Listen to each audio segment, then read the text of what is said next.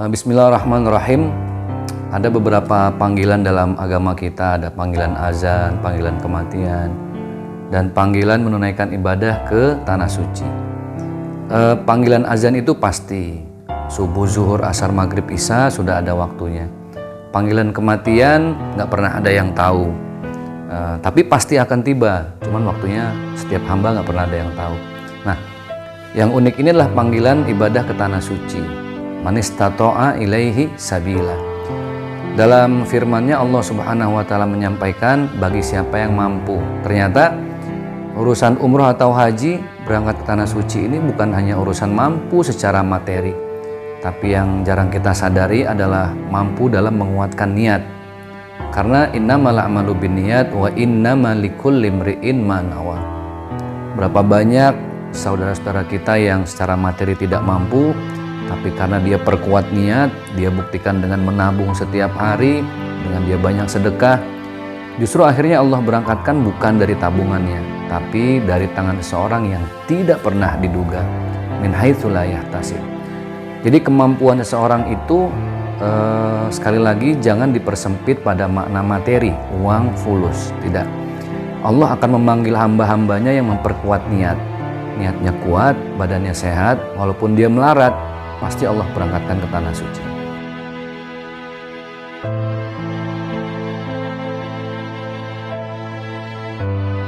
Bismillahirrahmanirrahim. Itulah tadi panggilan ke tanah suci. Ada orang yang sudah niat bertahun-tahun tapi nggak jadi berangkat. Ada orang yang karena dia rajin sedekah, setiap hari nggak putus-putus, dia istiqomah dengan kebaikan, akhirnya Allah berangkatkan dengan cara yang tidak diduga-duga.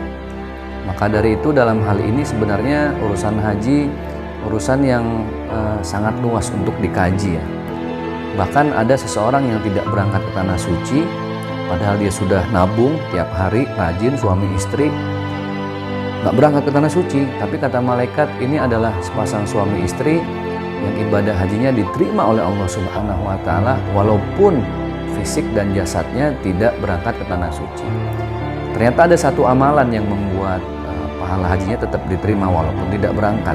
Amalan apa? Suatu hari si istri ini mencium wangi-wangi yang sedap masakan tetangga sebelah. Kata istrinya yang lagi mengidam karena hamil muda, ayah saya mau dong makanan yang sebelah gitu loh. Coba datangi, kita beli aja.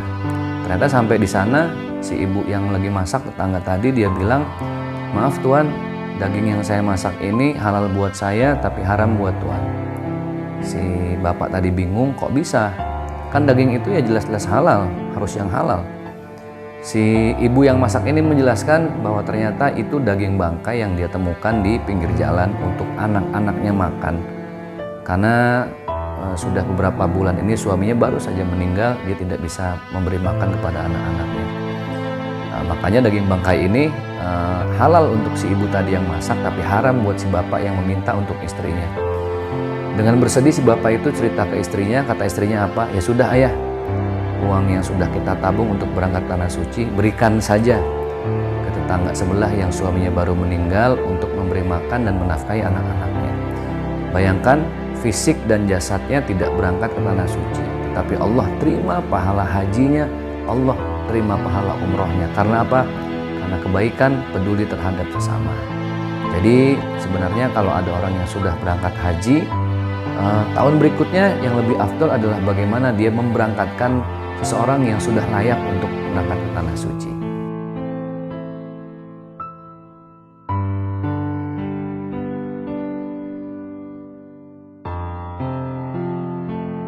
Bismillahirrahmanirrahim. Ada 3 syarat ketika orang ingin berangkat haji.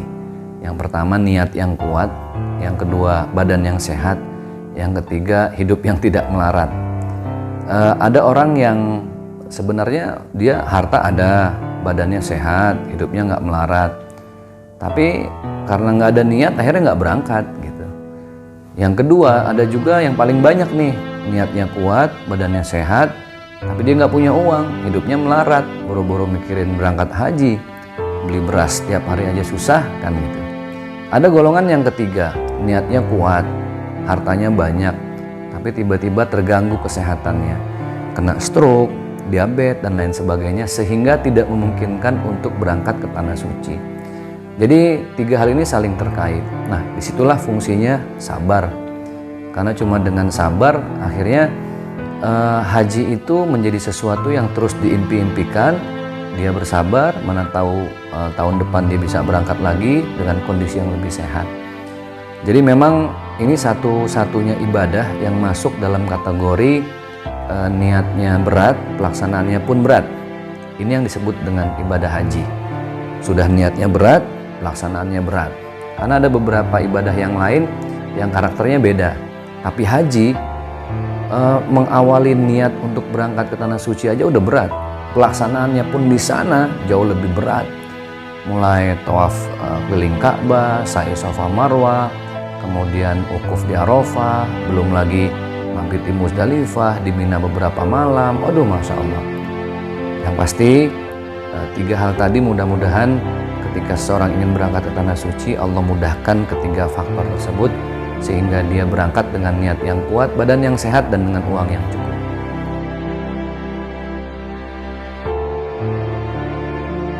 Bismillahirrahmanirrahim. Haji ini bukan hanya sekedar ibadah ya, tapi dia hubungan bilateral, hubungan diplomatik satu negara dengan kerajaan Saudi Arabia. Artinya ada beberapa syarat dari mulai visa, tiket, paspor, imigrasi, dan lain sebagainya, bahkan penginapan. Semua itu terkait dengan masalah teknis. Jadi banyak kendala pada urusan teknis yang akhirnya membuat seorang tidak jadi berangkat, terutama terkait urusan visa. Ada visa yang betul-betul visa haji, kemudian visa resmi haji dari negara, Departemen Agama, ada visa multiple, ada visa furoda, banyak model visa. Nah, inilah yang akhirnya secara teknis di lapangan banyak kendala. Satu hal ketika seseorang ingin berangkat haji, dia harus perkuatkan niat dan siap dengan apapun kendala yang akan dihadapi. Berangkat atau tidak berangkat, ya itu panggilan dari Allah Subhanahu wa Ta'ala. Namun yang pasti, ketika ada rezeki, ikuti aturan pemerintah daftar haji reguler, walaupun harus dengan masa tunggu yang lama. Tapi ketika ada rezeki lebih, mau ngambil visa yang beda, visa turis, visa furoda, visa amil, dan lain sebagainya, itu tergantung keputusan masing-masing.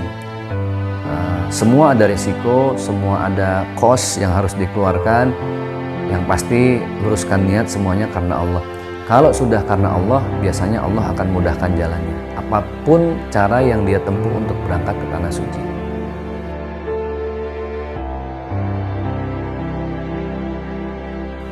Hikmah yang kita bisa petik dari saudara kita, keluarga kita yang belum bisa berangkat ke tanah suci, ya itulah manusia. Al-insanu bitadbir wallahu bitakdir. Manusia itu hanya bisa berusaha memberikan pekerjaan atau usaha yang terbaik. Setiap manusia memang diwajibkan untuk memberikan yang maksimal, upaya yang mentok gitu loh. Bagaimana caranya supaya bisa berangkat. Tapi lagi-lagi semua keputusan hanya milik Allah. Jadi ya kita ambil hikmahnya.